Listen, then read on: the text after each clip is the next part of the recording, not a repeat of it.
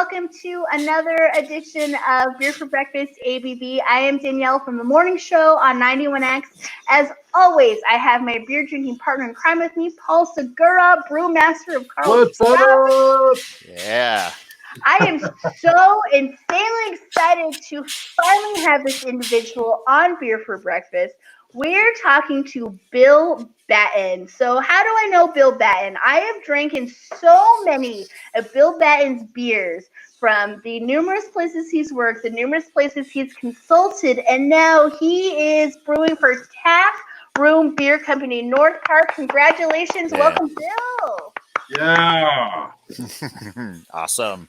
Bill, I feel like for a while you were low-key getting annoyed with me every time I asked you when TapRoom Beer Company was going to open. No, not at all. I think that actually taught me a lot of patience during that little era of kind of knowing that things were coming, things were going to happen. It really taught me a better sense of myself and taught me that patience is a virtue, and it isn't something that comes easy, because it took a lot longer than anybody had ever could have even possibly imagined for this to come to fruition. So, Paul, can you talk about your guys' relationship a little bit and how you two know each other? Well, I mean, Billy's been around brewing all over town forever, man. He's like, he's got a great pedigree when it comes to brewing beer. And then even before TapRoom, he was consulting on a bunch of startups and everything all over the place. And so I've known the guy forever. I don't know, probably at least 15 years, maybe. At least, yeah. Plus, he's a great skater. I try. Keeps me from going crazy and keeps exercise, because you gotta do something when you drink this stuff. It doesn't just go away on its own. Cheers. Cheers, guys. Bill, what are we drinking? Speaking of. Speaking of, it's a beer that's really appropriate for these times. It's Together Apart. It's actually a collab that I did with Black Plague with Eric, and Jordan came down that day to help sprinkle some hops into the kettle. But yeah, so this is our international pale lager. It's got German malts, it's got Mexican lager yeast, and it's got New Zealand hops in it, making it truly international. Yeah. It's delicious. I'm enjoying it. It's one of my favorites right now. And, I thought when it started, time to, start talking about doing collabs and stuff, I really wanted to, reach out to Black Plague. I really, created a good relationship over there with those guys. I'm really stoked to see what they're doing, and kind of the angle, again, skateboarding. I've gotten to have my idols drink beers that I've had something to do with by being a Black Plague. Steve Caballero said he liked my beer. What the hell? This is amazing, Okay, all right. So you are being so insanely humble right now, and I know this. You helped Black Plague, and you consulted on some of their beers, right? Like you were there on that foundation of really helping things up, right? Oh, definitely. Just kind of helping them get into the new size. They had a couple of shakeups when they first started, and they needed a little extra assistance, kind of learning how to run the big boy toys, coming from doing the homebrew size stuff like that. So yeah, it was just a great opportunity. Unfortunately, they're in another country. Oceanside is like another state, for us. So that was the only downfall. I'd love to spend so much more time up there, which I hope we get through all this and they open their tasting room that they're going to be doing down on El Cajon Boulevard, just down the way. So fingers crossed for them. For that, because I like to see those guys a lot more, and just see a lot more of their beer down in San Diego proper. So what's going on over at TapRoom? What's going on with you guys? Well, we're running at a little bit more of a limited capacity. We do still, fortunately, have a fair amount of to-go business, both in food and in beer. We've kind of got a nice little built-in pad of customers here with the tenants here in the Boulevard building. So that's helping out quite a bit. But, like you were saying, we barely just even got into our soft opening phase when all this happened. So, we're finally, now that we're starting to see the light at the end of the tunnel, our patio is now not open, but it's structured again. I'm sure you saw that yesterday when you came by.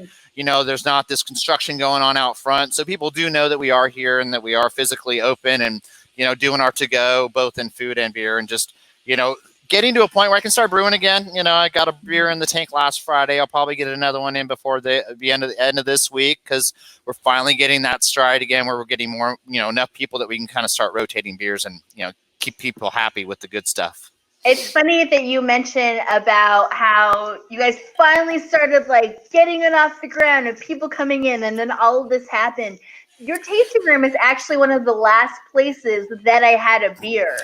We knew that it was open, but it was like super on the DL. Like you had to have been following on social media to know, like, open for a couple, certain select hours. And we went and we had beers, and I remember sitting there and looking around. And first of all, the art is super, super rad. There's so much space. And I was like, this is my new home for when I am working and getting things done. Exactly. At your mobile office. Yes. So can you talk about the art a little bit that's in the tasting room? Because that art is super special. Yeah. So we kind of worked with a local graphic company called Mother Sponge. They've done some other arts, graphics for other breweries, Society, a couple out of the Orange County area. And we kind of sat down over a few meetings and kind of talked about, inspiration and kind of, where we're located, what we want to kind of focus on.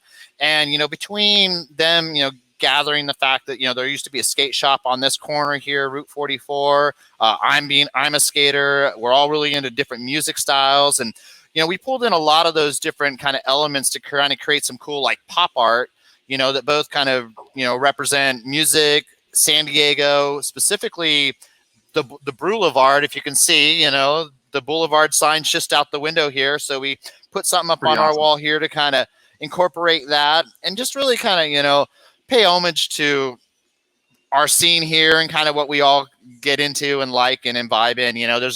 There's a wolf man doing a kickflip. I'm a huge horror movie fan. Just kind of fun stuff like that. There's Frankenstein doing a hand plant on the Lafayette back over my shoulder here. So it's kind of fun that they would incorporate those kind of elements and kind of get this, not necessarily graffiti, but the pop art kind of vibe going on, and just, really kind of create some cool stuff to look at while you're hanging out and enjoying beers and the space and the music and everything else. Well, the two guys that you're like partnering up with, they've operated the tap room and PB forever, right? So they're right. Yeah, they had their 13th anniversary this year.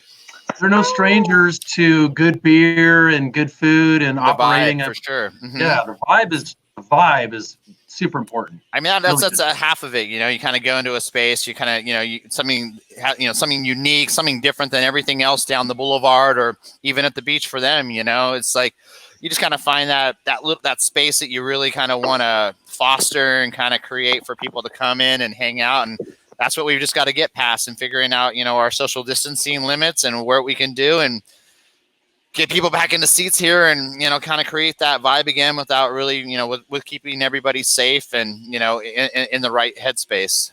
Well, the beer is great. Thank you. So we have two solid steps. Awesome vibe, fantastic beer. Paul, what do you think of this beer? I could crush a lot of this. And, 5.3, that's right in the wheelhouse, man. It's dry, but it's also hoppy. I like this beer a lot. I think it's clean as hell too. What New Zealand hop is in this? There's a Southern Cross and Nelson, so a pretty standard combination of New Zealand hops. This call came about with Eric. Talking with Eric from Black Plague. Asked him kind of what he wanted to create, what his a beer that he'd been wanting to brew, kind of thing, and he'd been an international lager, that'd be kind of fun. And he's like, I really want to do some Southern Hemisphere hops. And it's like, well, by chance I had both of those hops, and it might be an easy one to go with, but it's still just a great flavor profile between a little bit of that kind of like that Sauv Blanc and that little gooseberry note. I mean, it really plays well, and it's great for a summer beer because it is super refreshing. It has that Nelson character that I love a lot, especially that anybody who's had Alpine Nelson knows. But I was going to say, I don't know yet if you have like a solid Pilsner in the lineup. Like every brewery has a solid Pilsner or that go-to, like, lighter end of the scale beer. Right. But if you don't already, this would make a beautiful, like, holding it down on the lighter end. I don't know that I'll necessarily always have the same light lager or same, Pilsner or something like that. There'll always be something on the board that represents this style. Yeah. I think that I'm still kind of new to brewing this style personally, that I still want to kind of play around with it quite a bit and not necessarily settle on one formula or recipe at this point. I want to kind of be able to kind of take the gamut on it, whether it's hoppy, whether it's more traditional. I know I've been a long time admirer of Doug Hasker, at Gordon Beer, soon to be his new place opening hopefully soon, and hopefully he doesn't go through the wait that I went through, because it seems like he's kind of in that like realm right now. So I'd like to kind of take a little bit out of his book, and kind of maybe brew something in his profile that he would do. So I want to maybe at some point, we'll see if he's willing to come in and give me some, some tips and show, a fellow, fan of his, how he brews his style, I think you and I both know that he would be willing to totally come in and help you any way he could. For sure. He's one of the best dudes out there. I mean, a mentor for sure. In any brewing style, it doesn't have to be lagers. It doesn't have to be, German and tradition or anything like that, because he's just really, a well-rounded dude. And, he's got a lot of information from years and years of brewing with his, his background. So, Bill, we had a collaboration beer that you did, but material design, is this all you? This is material design. This is an 8.3% beer. What is this? What am I about to ingest? We've got a pretty classic West Coast double IPA. I mean, maybe even leaning a little bit more American in the profile. It's got some caramel malt in there. It's got some pretty classic hops in there. So it gets that really nice, like, orangish, so I get like orange marmalade notes out of it. A little bit of it is get a little bit of that Centennial, and it's got a little touch of Mosaic, so it's kind of old school meets new school, but it really mostly the Cascade and a bit of Chinook in the dry hop. Kind of has that hop candy note. It's got the aroma of a lot of hazies that I've smelled. It's just hopping with orange and all kinds of citrus.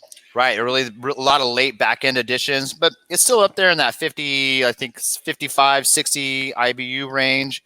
It's pretty classic. I enjoy the newer styles. I enjoy all the innovation stuff that goes on in brewing, but to be honest, I also am a big fan of the classics. And to me, this is a very much a classic double IPA.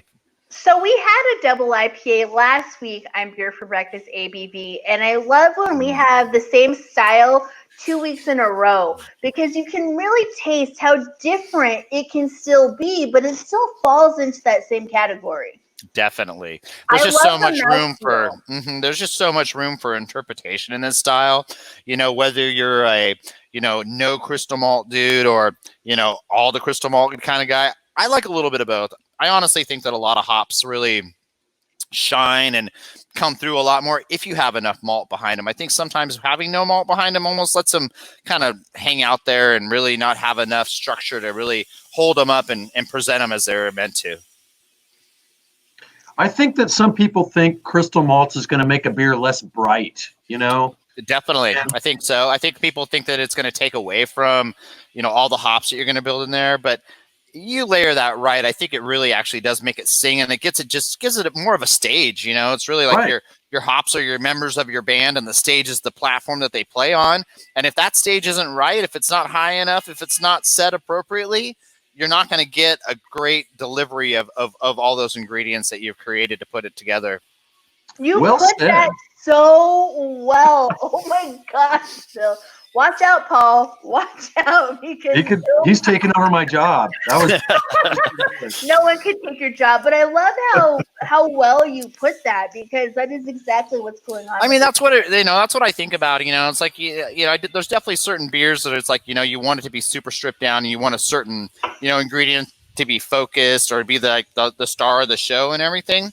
But at the same time, without a support group, without the right supporting group behind it, it's gonna fall flat. It's not gonna come through the way you want it to be. And it's like, oh yeah, this is definitely that hop, but like, what about it makes this a good beer. If you don't have that structure, I think you kind of lose it a little bit. So the hop is like the lead guitar player, and the malt is like the bass player or the drummer. The drummer in the back with the double bass. Blah, blah, blah, blah. If you don't have that, then the guy up there is just singing up front, just going, "Wait, where's my backup?" Oh, yeah, okay. Exactly. And not to make like comparisons whatsoever, because I hate doing that, because we all sing our own tune, our own melody, but this harkens a lot back to Sierra Nevada for me. This For sure. just makes me think of the old school Sierra Nevada, where it's not this overpowering bitter, but that malt is singing through also. Mm-hmm. It tastes like a fresher, brighter celebration ale. Okay, yeah, I get that. Isn't I get it? that. Like Yeah, definitely. It's got more hoppiness, a little bit more bitterness as well. It's kind of old school, but I mean, I dig it. Old school with just trying to like lure in the new school kids. You know what I mean? It's like it's all about kind of creating a beer creating a beer that reflects where we've come from, but at the same time also giving everybody a little bit of what they want. And that's the hardest job, right? Is make a beer that everybody likes, because that's never going to happen. You're never going to make a beer that everybody likes.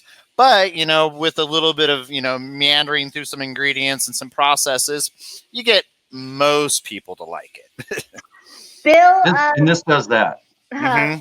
Bill of TapRoom Beer Company in North Park, what is the best way to keep up with everything going on with TapRoom? You can follow us on our social media. We try to post, at least once a day, maybe sometimes a couple times a day, whether it's on our Instagram or on our Facebook. We have been doing a series of beer tastings on Thursdays at 4:00. You're so well spoken, by the way. I thoroughly enjoy watching. Well, I'm going to attribute that to being 2 years president of Quaff. I mean, if you can get up in front of that group and talk, for 2 hours and keep a group's interest and their attention and command the room, if you will, it's helped me a lot. So Toastmasters, be damned. Quaff is where I learned how to really. Talk to people. Yeah, definitely. Well, I mean, that's why San Diego, in my opinion, is one of the best beer towns in the world, is because of a great homebrew scene that we have that really helps flourish it all and kind of supports it. Whether it's R&D level in the homebrew sense, or even just the support coming from the homebrewers to the professional brewers. And again, like myself, how many of us were homebrewers and then went on to the that went on to, a professional at this. I had no idea. I feel so out of the club. I feel so out of the club. I was not a home brewer. Hey, I just happened to, have a boss at one time that brought me a beer and said, "Hey, I made this at home," and it completely blew my mind. I was like, "Wait, first of all, it doesn't taste like beer. It doesn't taste like Bud, Coors, or Miller." And I was like, "There's something else out there." What you're used to, yeah. Exactly. Tasted his homebrew, and this was in like 2000. So I was a little late to the beer drinking game. I mean, but. And then I had that, and then a friend of mine introduced me to Chimay White, and then all bets were off at that point. Yeah, once I realized that there was a whole different international world of beer that came behind it all, and then I could cook it and make it for my friends to enjoy. Yeah, it was all over at that point. Bill Batten, do I get to call you brewmaster? No, you're not. I'm still not. Okay. I'm not a master of anything. I'm still learning. I mean, I'm still a student of life, really, and a student of brewing. I'm always striving to learn more. Brewmaster's a really strange. I don't know. Looking at you, Paul Segura, you stranger. Well, hey, you went to school, right? You went to school, Paul, right? Did you not go to like Davis or Siebel or something like that? I went to school for it, but you know what? We're still going to call you brewmaster, dude. Don't shrug yourself on that. Thank you. Well, we're going to brew together, and you're going to teach me something. So so you put it in your book, and you let me know when it's time, and we're going to make a beer here, and you're going to teach me how to learn. I've got my cool little steam stack as well. So you're going to teach me how to use that as pretty best as possible. So I don't know if there's anything I can teach you, and I'm stoked that you've got your own digs now and that you're making beer and you've got your own place, and I'm going to continue following all your shenanigans and your broken bones from skateboarding and all of that. Hey, we heal eventually. Well, I have just added Bill Batten to my very short list of the humblest people in San Diego thank you very much. beer. Bill, thank you so much for everything that you have done for the beer community, your consultations, your helping along the way. I've gone on record that I love Fall Brewing. You've done a ton of work with them. You were a part of the 91X Blind Lady Ale House Fall Brewing Variety IPA last year. You've done so much for the Missed community. you on that, Paul. Next time, Paul. Lest we forget AleSmith and McKellar. I mean, So much. Bill's been all over the place. He's certainly paid his dues to the industry. Bill, thank you so much. I would highly suggest that everyone in San Diego make it a point to get to TapRoom Beer Company North Park. It's right on the corner of Florida and El Cajon Boulevard. If you know where Livewire is, and I know you know where Livewire is, it is legitimately diagonal from Livewire. Exactly, stone's throw. Exactly. Thank you so much, Bill, for joining us for Beer for Breakfast ABV. This Friday morning, Paul Segura will be joining Marty and I on FaceTime for Beer for Breakfast. We will be drinking North Park TapRoom Beer Company North Park beer. Thank you so much, Bill. We love you guys so much. And cheers to independently owned craft beer and radio in San Diego. Cheers. 91X.